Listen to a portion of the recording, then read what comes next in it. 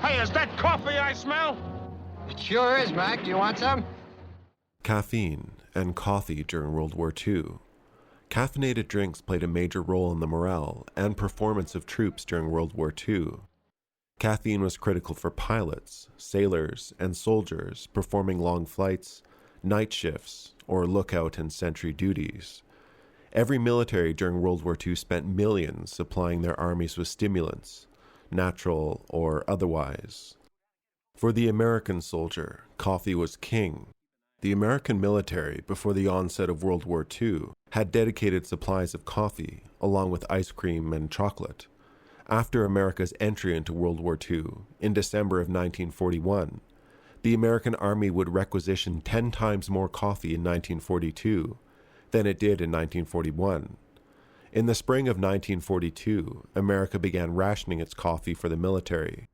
The Office of Price Administration, or OPA, rationed coffee to 1 pound per person every 5 weeks, enough for one very mild coffee each day.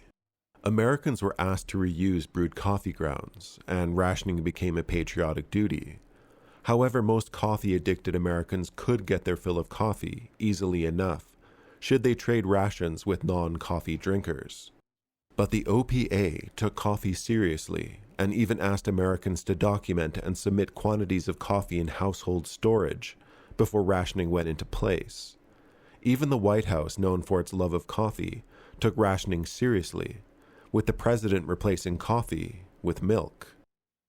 Despite rationing, the American soldier and civilian did have the best coffee supplies, more than any other warring nation. Most of their coffee came from Latin America. Instant coffee had been around in the United States since 1901, and new companies like Nescafé would produce it for soldiers in the field, available in many field ration packs. To heat coffee in the field, many soldiers used a candle over their steel mugs. The waxed cartons rations came in also made good fuel to boil water. Like in the movies, coffee was occasionally made in a steel helmet, though these helmets were painted on the interior, and this wasn't the healthiest way to cook anything. The War Department Field Manual for Individual Clothing and Equipment explicitly instructs soldiers not to cook in their helmets, but some did. In Britain, coffee was available, but in short supply. It was less popular than tea. Tea was Britain's go-to morale booster. The average Brit spent more on tea than they did alcohol. Tea, unlike booze, had to be rationed. In 1942, the British government sought to buy every ounce of tea available on the world market. Tea was rationed at 2 ounces per adult a week, a generous 3 cups a day. This ration would continue until after the war, into the early 1950s. Soldiers, particularly sailors and pilots, were to have access to unlimited tea when possible. The Germans, like the Soviets, were less lucky when it came to tea or coffee. Substitutes were common and could be made from roasted chicory roots, malt, barley, rye, and acorn. These could also be mixed with molasses. The Germans would call their food substitutes Ersatzgoods.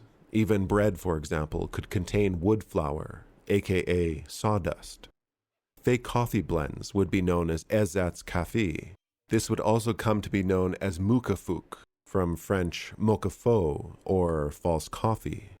Germany did begin the war with stores of coffee, which was reserved for the military in limited quantities, though often in strong mixtures.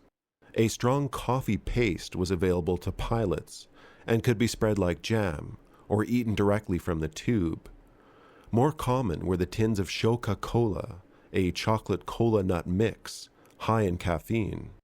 Germany's lack of coffee may have inspired the Wehrmacht to expand their program of issuing troops with amphetamines and methamphetamine. Though all nations experimented with amphetamines, aka speed, Germany had the most extensive use of such drugs.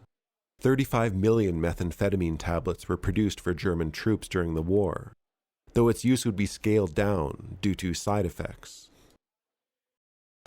Sieg Heil! The Japanese were able to produce their own tea, and they too experimented with methamphetamine. even blending it with tea powder, drank directly, or taken in pill form. Addiction was a major issue for many Japanese soldiers after the war.